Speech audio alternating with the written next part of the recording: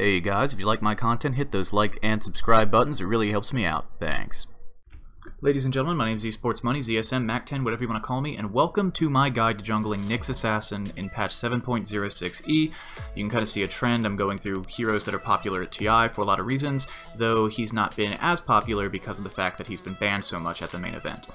Anyway, Nyx is a hero that's very close to my heart. Not because I've ever been particularly good at the hero, but I liked the hero so much when he was first buffed and became good after TI2 that I named my pet corn snake after Nyx. So this is a dedication to my little new.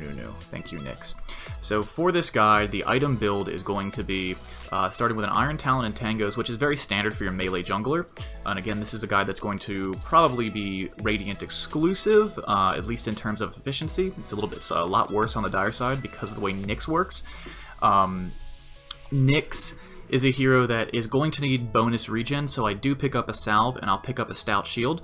The stout shield is nice because it's an item that I like to get on the hero if I go lane, not just for the laning stage, but for the mid portion of the game. That little bit of defense helps a lot. It's one of my favorite items in the game. It's extremely good, it's extremely valued for what it gives you.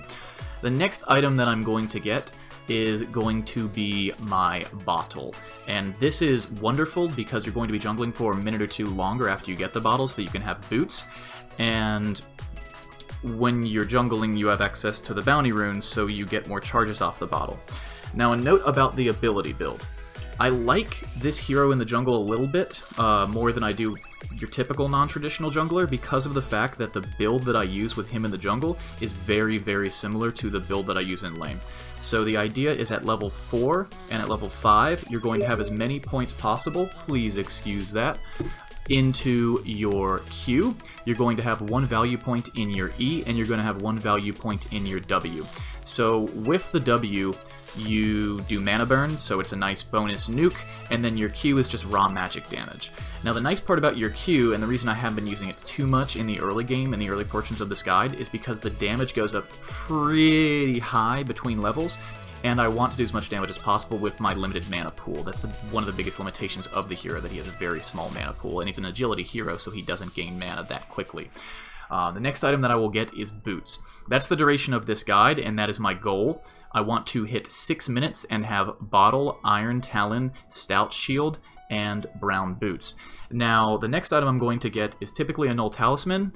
I will often not upgrade my boots, because if you're going to get mana boots, that's really thinking about your team, and that's thinking about your team is not a bad thing, but you'll get just as much mana out of it as if you just buy a Staff of Wizardry, 1000 gold plus 10 int item, and that item is really good for a lot of reasons, mainly because you use it to build Dagon. So I'm going to get that at some point, and I'm going to get a Null Talisman after I get my Brown Boots, and a Windlace, because you want movement speed on this hero because you're roaming and ganking, and at 6 minutes you're going to be moving around the map.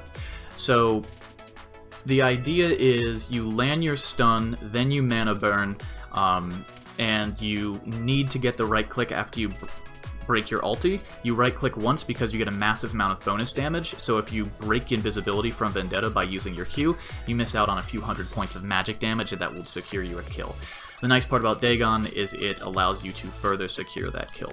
I typically will leave my E at level 1 unless I'm really getting wrecked by some spell and need a lower cooldown on it, and then max my W second.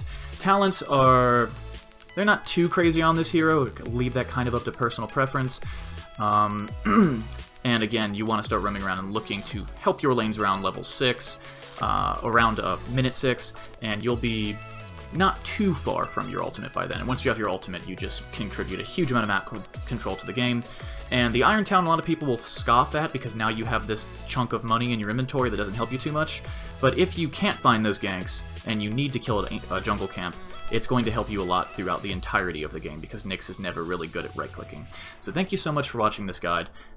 If you enjoyed it, don't forget to hit those like and subscribe buttons, and check to make sure you didn't get unsubscribed, because I've been hearing that from a few people lately. Have a wonderful day.